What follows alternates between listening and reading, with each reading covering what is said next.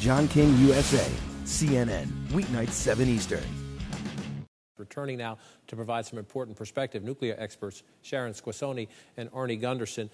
Sharon, let me start right there. You've traveled to Japan frequently. Help our viewers here in the United States understand the cultural significance. You heard Anna right there talking about how older workers who understand these plants are essentially being encouraged to volunteer because essentially, I hate to say it this way, they are closer to the end anyway than younger workers.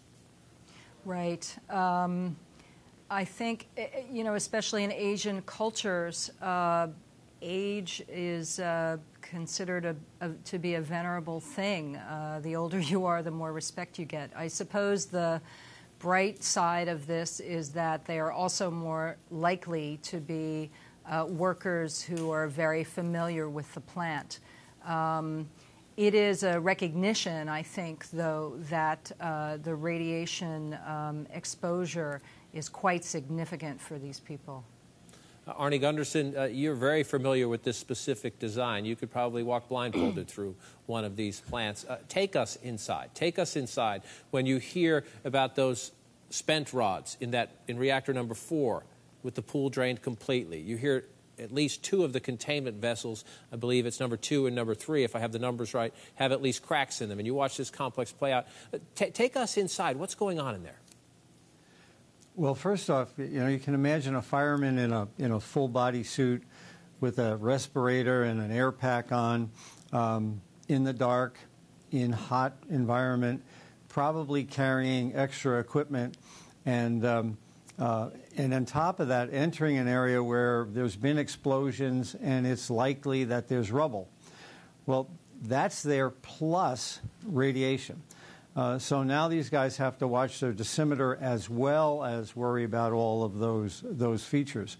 I guess the problems are really exacerbated by the darkness and the rubble. And the question is, when you get to a spot where you have to be, like near the fuel pool, you have very limited stay time. Maybe you can stay 10 minutes, maybe 5. I hired employees that could only stay on the job for 3 minutes before they exceeded their personnel exposure. So you get all suited up and you do all of that, and maybe you can do 3 to 5 minutes worth of work. And Sharon, if you can only do 3 to 5 minutes worth of work, and we already know they're having trouble getting a significant water supply up there, we know they don't have constant electricity because the power was wiped out by the tsunami, it leaves you with the impression that they're getting very, very little done at a time. That's why it's taking so long. Well, that could be.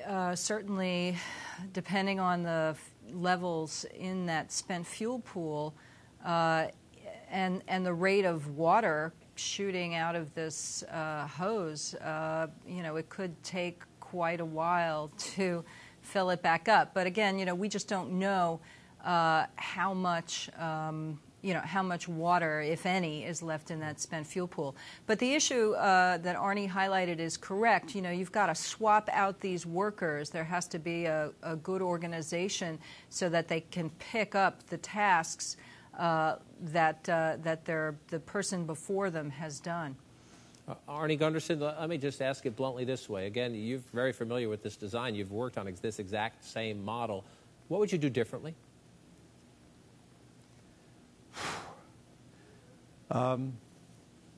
I think I would have acknowledged ahead of time, I would have acknowledged as soon as the event happened that the situation was much more out of control than Tokyo Electric did.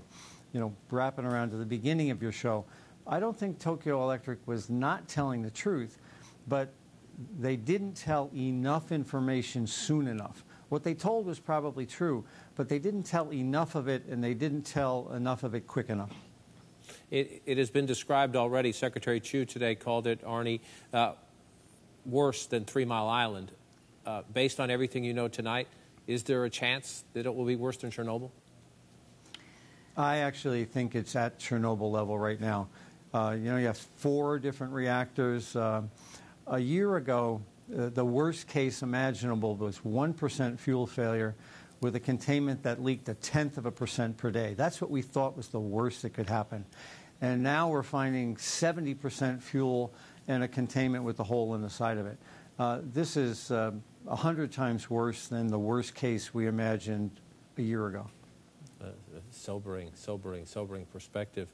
Arnie Gundersen, Sharon Squassoni, appreciate both of you so much.